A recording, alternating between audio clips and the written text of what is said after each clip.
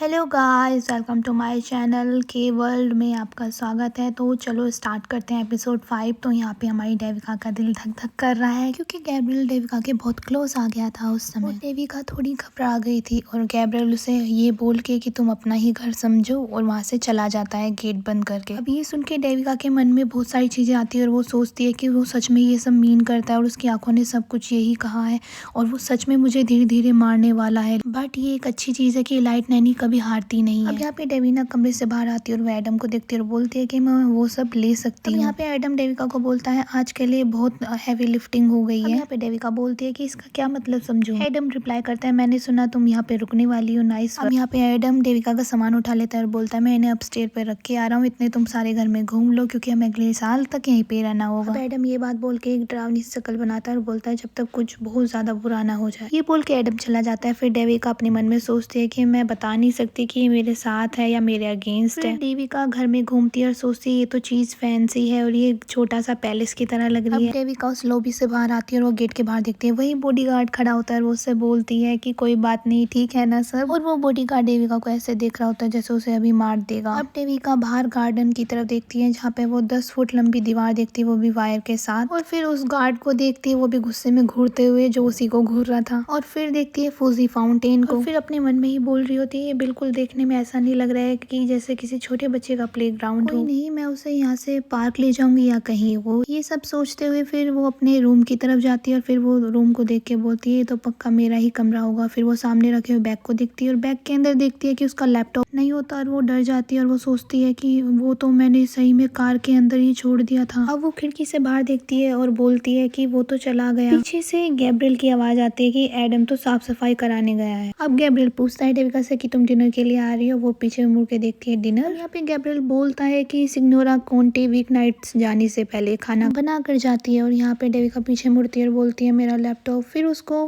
Gabriel समझाता है कि जब वो कार लेके वापस आ जाएगा तो मैं उसको याद दिला दूंगा कि तुम्हारा लैपटॉप भी ले आए। अब यहाँ पे डेविना पूछती है कि हम मिक्की को भी नीचे लेके चले। गैब्रियल बोलता है उसे परेशान मत करो, वो आज अपने रूम में ही खाना खाएगा, ये उसका ही फैसला है। अब डेविना गैब्रियल से बोलती है क्या ये अक्सर होता है। गैब्रियल बोलता है हाल ही में यस। अब यहाँ पे डेविना बोलती है हाल ही में उसके जीवन में बहुत बदलाव आया है, एक बड़ी जगह बदलना और नई केयर टेकर और सबसे बड़ा तो लॉस उसकी।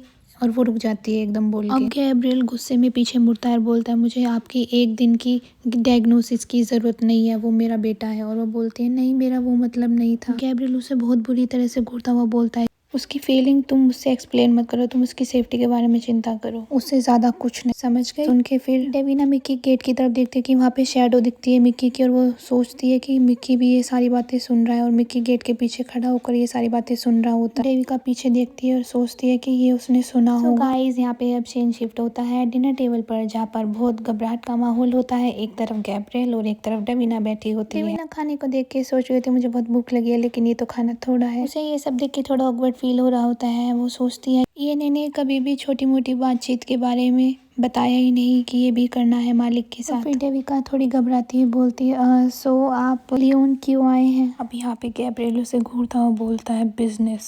अब डेविना ये मन में सोचती है कि बिजनेस, एक वेनेशियन अंडरबॉस लियोन में कर क्या रहा है। उनका यहाँ पर हक भी नहीं है और क्राइम में कभी भी लोकल फैमिली खुश नहीं रह सकती। फाइनली वो अपनी मन की बातों से दूर भागकर अब सामने से पूछ ही लेती है मैं इमेजिन करती हूँ आपकी पोजीशन के आदमी ने यहाँ कुछ शहर में हलचल तो मचाई होगी। गैब्रियल बोलता है कि आप ये कह सकती हो। ये सुन के डेविना मन में सोचती है कोई पछतावा नहीं, उसे ये पता नहीं कि वो मिक्की को रिस्क में डाल रहा है। अगेन वो अपने मन में सोचती है और फिर वो गैब्रियल से बोलती है इस साल आपका कोई गोल है मिक्की के लिए। अब गैब्रियल बोलता है गोल, और फिर डेविना बोलती है कोई भी ऐसी चीज जो आप चाहते हो कि मैं उसके साथ मिलकर करूँ, लैंग्वेज या आर्ट स्पोर्ट वगैरह। मैं और फिर डेविना सोचती है कि वो इतना संकोच क्यों कर रहा है बताने में। अब गैब्रियल करके बोलता है मैं सोचूंगा इस बारे में, लेकिन एंजेलिनी का उत्तराधिकारी होने के अनुसार उससे हमें बहुत उम्मीदें हैं जिस पर मिक्की को खरा उतरना होगा। अब अचानक से गेट खुलता है और गेट से अंदर आती सर्वेंट और उसे देख के डेविना सोचती है कितना अजीब है, लेकिन ये तो घर ही सारा अजीब है। यहाँ के तो सारे नौकर भी ऐसे छुपे होते हैं जैसे कोई भूत हो, और मैंने उन सबको घर के आसपास घूमते हुए भी देखा है, लेकिन मिली मैं अभी तक ड्राइवर से ही हूँ। लेकिन मैं ही अकेले बॉस के साथ खाना क्यों खा रही हूँ? शायद ये मेरी पहली रात है और ये मेरा स्वागत एम्प्टी सा वेलकम है, लेकिन मैं इसमें साथ दूंगी। अब डेविना गैब्रियल से बोलती है मिकी आमतौर पर दिन में करता क्या है। अब यहाँ पे गैब्रियल बोलता है उसे मैं अपने साथ काम के लिए लेके जाता हूँ। डेविना ये सुन के बोलती है ये अब से बंद होगा, और वो अपनी ग्लास को टाइट से पकड़ती है। अब यहाँ पे गैब्रियल थोड़ा स्ट्रेसफुल हो जाता है, उससे में थोड़ी लंबी लंबी सांसें लेता है और फिर मेड को बोलता है जूलिया, और जूलिया बोलती है फ्रेंच में उई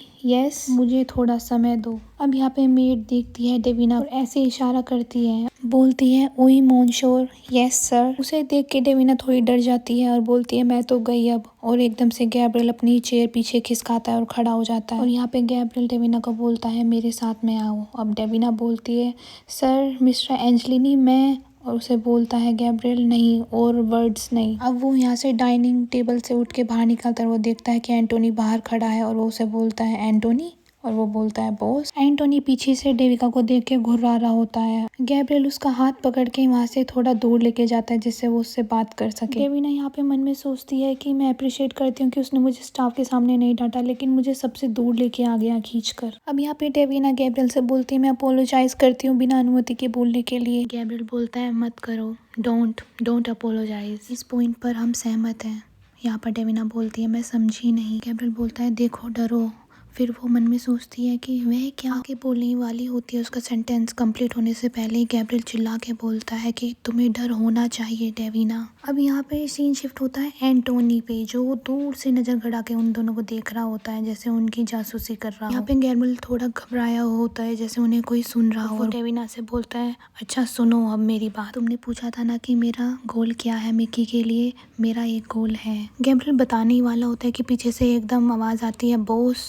गैब्रियल थोड़ा पीछे हट जाता है और बोलता है मेर्दा। गैब्रियल फ्रस्ट्रेट होके ये वर्ड बोलता है कि लानत है। अब वो पूछता है एंटोनी से क्या है, वो बोलता है डिस्ट्रिक्ट 3 में गड़बड़ हो गई। गैब्रियल बोलता है अभी से, और फिर वो पलटता है और डेविना को बोलता है कि हम ये कंटिन्यू रखेंगे। डेविना बोलती है यस सर। अब डेविना मन में सोचते कि वो कहने क्या वाले थे और उनका गोल क्या है, और वो डरते क्यों है कि इसे कोई सुन लेगा। सो गाइज ये एपिसोड यहीं पे एंड हो रहा है। अगर आपको अच्छा लगे तो लाइक फॉलो शेयर जरूर करना। Thank you.